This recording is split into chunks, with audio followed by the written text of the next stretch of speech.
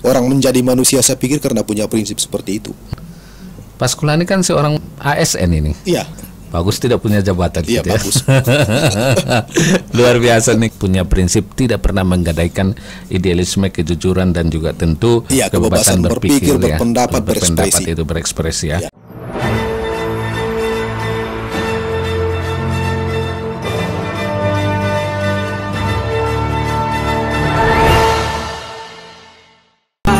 Ya. Assalamualaikum warahmatullahi wabarakatuh. Mengudara dari Studio 1 Lantai 2 Gedung Start FM di Jalan MD Lama Kelurahan Kota Siantar, Panjabungan, Bandung Natal. Pagi Madinah pagi.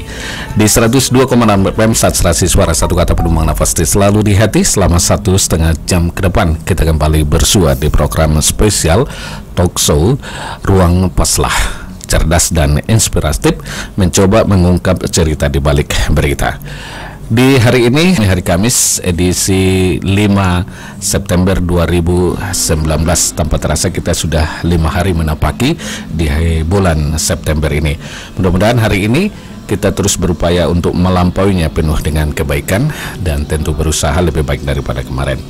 Di studio telah hadir narasumber kita di ruang paslah, ada Pak Askolani Nasution. Kita mengangkat tema budaya dan sejarah dalam satu panggung. Sejarah adalah hal yang tidak bisa lepas dari setiap manusia. Sejarah merupakan peristiwa yang terjadi di masa lalu. Dalam satu kesempatan, Bung Karno pernah berucap, jangan sekali-kali melupakan jas merah. Berbicara sejarah artinya kita berbicara segala aspek kehidupan yang membentuk peradaban manusia, mulai dari bahasa, adat, perjalanan hidup, sampai ke keyakinan. Di Studio 1 Radio Start FM di pagi hari ini telah hadir seorang pengamat, penikmat, dan pencinta sejarah. Karena begitu cintanya dengan sejarah sampai-sampai ikut menggali sejarah itu sendiri. Terlebih sejarah Mandailing. Ruang Paslah kali ini berhasil menghadirkan narasumber kita, yaitu Pak Askolani Nasution, dengan tema Askolani Nasution Budaya dan Sejarah dalam Satu Panggung. Assalamualaikum Pak Askolani. Udah lama nggak ketemu nih. Di mana terakhir nih? Ngopi ya terakhir sebelum pemilu ya. Kita waktu itu membahas money politik bisakah dibendung gitu ya. Ternyata nggak terbendung ya. Oke. Pak Askolani, terima kasih kami ucapkan atas kesediaan waktu di tengah kesibukan, masih bersedia hadir di studio Radio Start FM di program Ruang Paslah, cerdas dan inspiratif ini. Dari info yang kami dapat, orang tua dari Pak Askolani sendiri, orang tua Anda pernah menjadi bagian dari perjuangan kemerdekaan, bahkan sampai dikirim ke Digul ya, Digul. Bisa sedikit bercerita tentang itu, Pak Askolani? Ini sejarah perjalanan orang tua nih. Iya, bolehlah sedikit bercerita tentang apa yang perjuangan dari orang tua Pak Askolani tadi ini. Ya. Pada waktu itu sekitar tahun 1926. Ya, oke. Kota Nopat kan menjadi salah satu pusat perjuangan kemerdekaan yang penting, khususnya bukan cuma di Mandailing Natal, bahkan di Sumatera. Di desa Huta Pungkut. Itu ada beberapa orang tokoh perintis kemerdekaan juga di situ, termasuk Buyung Nasution, kemudian Buyung Sregar ya. Kemudian Muhyiddin Nasution dan seterusnya itu, yang mereka tergabung di dalam PARI, Partai Indonesia Raya. Mas itu sudah ada partai ya? Sudah, tapi masih apa namanya ya? Masih gerakan-gerakan politik. Politik ya. Kemudian di samping itu ada juga kelompok-kelompok perjuangan, katakanlah perjuangan kemerdekaan tapi yang berbasis Islam. Ya. Orang tua saya sebenarnya gabungan di kelompok pemuda-pemuda Islam yang menggagas kemerdekaan ini. Ya, jadi masing-masing dengan gerakannya. Kalau yang PARI dan Gerindo itu terkait dengan sikap politik Bung Karno. Kemudian yang gerakan-gerakan Islam tadi itu ya terkait dengan tokoh-tokoh Islam yang ada di Batavia pada waktu itu. Tapi keduanya itu sama-sama memiliki perjuangan yang sama untuk memerdekakan Indonesia, tapi tentu dengan pola perjuangan yang berbeda. Gitu ya. Jadi ya terus Pak. Jadi orang tua saya sebenarnya ya disitulah mulainya. Di samping orang tua juga pada waktu itu mengajar di Subulus Salam Sayur Mencat. Itu sekolah pesantren ya? Pesantren. Dan sekolah itu pada waktu itu memang menjadi salah satu basis perjuangan penting juga. Ya. Itu ya perjuangan. Oke. Baik, tentu juga kami mengajak partisipasi dari pendengar kita dimanapun Anda berada. Boleh nanti berinteraksi dengan Pak Asqolani narasumber kita di layanan telepon kita 0812 8888 1026. Untuk layanan SMS dan WA-nya juga kita buka buat sahabat semuanya. Pak, ini terlahir ya sebagai anak pejuang yang tentunya mengalami tidak sedikit kejadian pahit. Ya. Itu memang begitu ya, anak pejuang itu memang pahit terus. Saya pikir rata-rata pada waktu itu memang begitu. Pahit ya. Karena orang semua kan tulus berjuang pada waktu itu. Berjuang ya. Iya. Jadi kalau kita lihat, kalau pejuang sekarang, saya pikir jauh bedanya lah kalau sekarang. Jauh sekali. Misalnya kan bisa gampang kita lihat itu. Bung Hatta ketika dia berhenti menjadi wakil presiden bahkan dia tidak punya rumah. Sama sekali. Soekarno juga begitu. Ya. Sama, kami juga begitu. Pada waktu itu ketika orang tua meninggal, ya memang kami tidak ada rumah juga, sehingga kami harus tinggal di rumah dari bambu. Itu yang besarnya cuma saya pikir sebesar ruangan studio ini. Iya, 4x4 ya. Iya, 4x4. Itu di Kota Nopan. Nah, meninggalnya kan di Sigalangan ya. Meninggal di Sigalangan, kemudian kami pindah ke rumah ibu di Simaningir Siabu. Rumah itu di Simaningir Siabu sampai sekarang. Dan itu masyarakat yang bergotong royong untuk membuat gubuk dari bambu itu. Ya. Iya. Oke, dari semua itu kejadian apa yang paling pahit menurut Anda? Kehidupan? Saya pikir kehidupan ya. Jadi sebenarnya orang tua itu mendapat tunjangan perintis kemerdekaan itu baru tahun 1985. Jadi sebelum 1985 ibu saya kerjanya hanya bertani saja, bukan cuma bertani, menjadi buruh tani karena memang buruh tani karena kami memang tidak punya sawah sama sekali. Iya. Jadi yang paling pahit itu, walaupun mungkin bukan cuma yang saya saja yang mengalami, di tahun-tahun 76 itu kan kalau di kampung itu masa Aleon namanya. Aleon. Di mana itu apa itu? Aleon itu orang tidak punya beras. Tidak kosong. Paceklik ya. Iya, paceklik. Karena bertahun-tahun itu seluruh sawah orang itu dihabisi tikus semua, sehingga orang untuk makan saja itu dijatah untuk makannya, dan tidak setiap orang bisa makan setiap hari, dan keluarga kita juga bagian dari itu. Memang bukan cuma kita saja yang seperti itu. Kemudian yang paling berat itu saya hampir tidak bisa masuk ke SMA karena tidak punya uang untuk mendaftar. Seorang anak pejuang. Iya. Pada waktu itu kan untuk masuk ke SMA itu ada biaya pembangunan. Di zaman saya dulu 40.000 biaya pembangunan yang harus dibayar pada saat pendaftaran.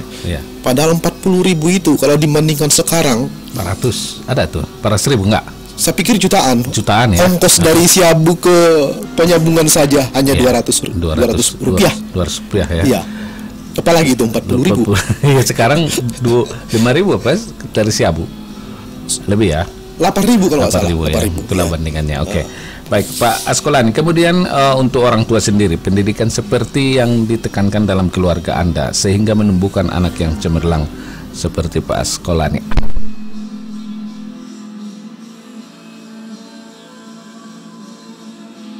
Sahabat Istat FM, kembali kami sampaikan mohon maaf sesaat siaran kami terputus karena arus listrik terputus juga di sekitaran studio. Sesekali memang tema kita perlu juga ini terkait dengan seringnya mati PLN ini kan. Kita bahas apa masalahnya gitu ya. Oke, Pak Asqolani, ini tadi pendidikan apa yang ditekankan oleh orang tua kepada anak-anaknya, khususnya kepada Pak Asqolani yang dialami sehingga bisa tumbuh dengan baik, padahal kondisi ekonomi sangat sulit, bahkan sempat mengalami paceklik, artinya tidak memiliki beras gitu. Ya Pak Asqolani. Jadi saya pikirkan Kalau cuma hidup menderita, semua orang menderita. Para pejuang itu seluruhnya menderita. Semua menderita, ya. Menderita. Jadi yang diajarkan kepada kita, jangan takut menderita, jangan takut miskin, karena semua juga mengalami hal seperti itu. Ya, untuk berjuang memang harus ada pengorbanannya, termasuk pengorbanan kemiskinan, penderitaan, keterpencilan, dan seluruhnya itu yang dirasakan semua.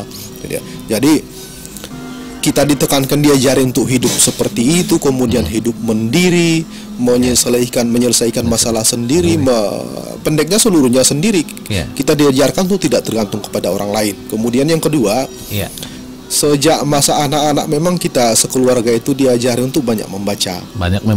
Itu yang paling Itu intinya, saya pikir itu banyak membaca. Ini ya. Jujur, hemat gitu ya, enggak juga. Apa yang dihematkan orang nggak ada ya? Itu dia, cuma membaca. Jadi kebetulan di rumah kan banyak buku-buku ya. Peninggalan almarhum, karena warisan dari almarhum ayah satu-satunya cuma buku, tidak ada di luar dari buku itu. Luar biasa, ya. Jadi karena itu tidak ada yang bisa kita kerjakan sebenarnya selain membaca buku. Itu saja dorongan seperti itu. Pesan yang paling diingat ada nggak kira-kira di luar itu membaca? Ada lagi nggak kira-kira? Saya pikir pesan kejujuran. Diceritakan begini ceritanya. Pada masa PRRI itu pemberontakan ini. Iya, pemberontakan. Kebetulan orang tua saya termasuk ikut PRRI juga pada waktu itu. Diceritakan bahwa begitu bergabung, diampuni kembali oleh pemerintah pusat seluruh kelompok PRRI ini. Di rumah saya kan diceritakan itu tersimpan beberapa karung uang. Beberapa karung uang, kemudian emas juga. Tetapi pada suatu malam itu oleh orang tua itu dibawa entah kemana lalu ditanam. Sampai sekarang tidak ada yang tahu ditanam di mana tempat ditanam itu. Nggak pernah dicari lagi. Nggak pernah dicari dan tidak pernah menjadi pertanyaan. Pokoknya kita merasa bahwa itu memang bukan uang kita, itu uang pemberontak, karena itu tidak boleh dimiliki keluarga. Oh, sampai begitu idealismenya ya? Sampai begitu. Tidak ada yang tahu kecuali ayah sendiri yang tahu. Bahkan ibu juga tidak tahu di mana. Padahal disumbangkan mungkin nggak salah gitu ya? Iya, disumbang. Ya seharusnya disumbangkan, tapi prinsip orang tua kan itu uang perjuangan, bukan itu uang yang lain. Yang lainnya. Okay. Baik, makasih Pak Askolani. Tumbuh dalam lingkungan yang sederhana ya. Dalam, bolehlah saya katakan, sangat prihatin ya. Dalam kegetiran itu tentu tidak menghambat Anda ya untuk berdiri teguh dengan idealisme yang sekarang dan keyakinan akan perbaikan itu. Bagaimana itu? Pada prinsipnya saya pikir cuma satu yang saya pegang itu, bahwa hidup kita kan cuma sekali.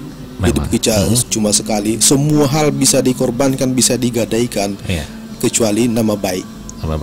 Kecuali harga diri, kecuali prinsip-prinsip. Selebihnya boleh dikorbankan, tapi prinsip tidak boleh dikorbankan. Orang menjadi manusia saya pikir karena punya prinsip seperti itu. Kalau kita sudah kehilangan prinsip, bukan manusia lagi, sama juga kita dengan hewan. Gitu ya? Iya, itu prinsipnya. Idealisme itu ya? Idealisme seperti itu. Artinya prinsip itu memang menjadi hal yang utama bagi Pak Askolani. Hal yang utama. Satu-satunya kita menjadi manusia karena punya itu. Tidak pernah tergadaikan ya? Ya, yang tidak boleh digadaikan itu saja. Sama sekali ya? Sama sekali, dengan taruhan apapun. Ya. Meskipun dalam posisi jabatan? Iya. Pak Askolani kan seorang ASN ini. Iya, ANS. Iya, ASN. Ya. Tidak mau ya sama sekali? Tidak. Bagus tidak punya jabatan. Iya, gitu bagus. Ya? Luar biasa nih kita aplaus Pak Askolani nih. Idealisme yang punya prinsip, tidak pernah menggadaikan idealisme, kejujuran, dan juga tentu kebebasan ya Pak Askolani. Iya, kebebasan berpikir, berpendapat, berekspresi ya. Nah, berbagai karya telah pula dihasilkan, sedangkan penghargaan sudah tak terhitung. Boleh sedikit bercerita penghargaan apa saja yang sudah didapat? Kalau di lomba menulis ya. Lomba menulis itu ada juara 1 lomba menulis cerpen tingkat nasional tahun 2005. Kemudian tahun 2006 juara 3 tingkat nasional itu di Kementerian kerjasama dengan Majalah Sastra Horizon. Kemudian juara favorit lomba menulis cerpen remaja dengan Lip Ais tahun 2010 dan tahun 2011. Kemudian juara 1 lomba menulis cerita rakyat di Balai Bahasa Medan. Ya. Kemudian ada juga di Balai Bahasa Jambi. Saya pikir itu yang kalau kejuaraan di bidang paling berkesan yang mana tuh Pak Askolani? Paling berkesan itu yang ketika saya pertama kali juara lomba menulis di kementerian, karena di situ pertama kali saya bertemu dengan pengarang-pengarang yang dulu hanya ada dalam pelajaran sekolah saja, bertemu dengan Taufik Ismail. Idola semua. Iya, idola semua. Ada Taufik Ismail, ada penulis di majalah Anita Cemerlang di zaman saya masih muda, yang menjadi jurinya. Siapa tuh? Riani, siapa sih? Aduh, saya lupa namanya. Pokoknya kita sudah surprise benar ya ketemu dengan penulis. Iya, ketemu dengan mereka. Dan yang paling membuat saya terkesan itu ketika bertemu dengan Taufik Ismail. Taufik Ismail ya. Iya, bertemu dengan dia, saya lihat jam tangannya pada zaman itu hanya harga 5.000. Harga 5.000. Ya, saya tanya, Pak, kenapa jam tangannya semurah itu? Saya tanyakan juga, dibilangnya juga. Saya kan ingin melihat jam. Melihat waktu. Kalau dengan cara seperti ini saya menghasilkan angka yang sama, kenapa saya harus membeli yang mahal ya? Katanya. Mana tahu bisa kalau mahal jamnya agak cepat sedikit waktunya untuk ukurannya gitu. Yang kedua kesederhananya. Kesederhananya yang luar biasa. Jadi saya kan pada waktu itu menyangka bahwa kalau di kementerian sekurang-kurangnya orang pakai jas, pakai apa. Pak Askolani tampil waktu itu pakai apa? Pakai jas. Pakai jas juga. Yang membuat saya malu, saya bertemu Taufik Ismail, dia hanya pakai sandal jepit, makanya saya malu. Nah, loh. Dan sejak itu saya tidak pernah pakai jam tangan lagi. Gitu ya? Iya, karena saya malu. Waktu itu yang mau ke kementerian ini, gambaran dalam pikiran Pak Askolani seperti apa yang mau menerima hadiah ini? Harus pakai jas, pakai sepatu, necis apa dan segala macam. Gambaran saya seperti itu, namanya tingkat kementerian seperti namanya ya. Gambaran saya seperti itu, makanya saya bawa jas. Di Jakarta pula ya, di Jakarta. Dan itu saya bertemu juga dengan waktu itu Dirjen Kementerian Pendidikan. Dirjen Kementerian Pendidikan itu pendidikan dasar atau budaya gitu? Pendidikan dasar. Pendidikan dasar. Itu siapa? Darji Muniharjo atau bukan? Waduh, saya lupa namanya. Tapi ceritanya begini. Iya.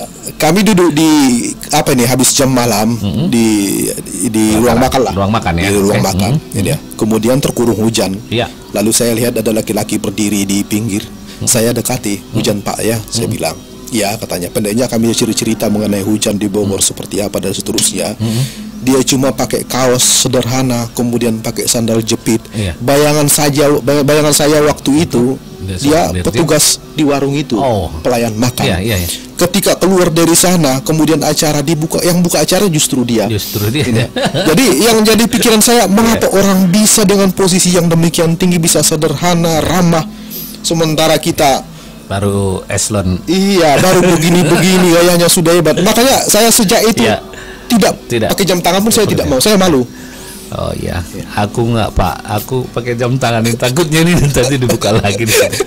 Oke, baik, makasih Pak Askolani dan semua sahabat di Start FM dimanapun Anda berada. Seperti apa sebenarnya Pak Askolani atau Askolani ini memulai karirnya yang cemerlang, tidak hanya sebagai budayawan, tapi juga sebagai penulis buku, jurnalis juga, dan pencipta film Mandailing. Bagaimana pendapat dan penjelasan dari Pak Askolani? Kita di sini saja di Ruang Paslah selepas berikut ini.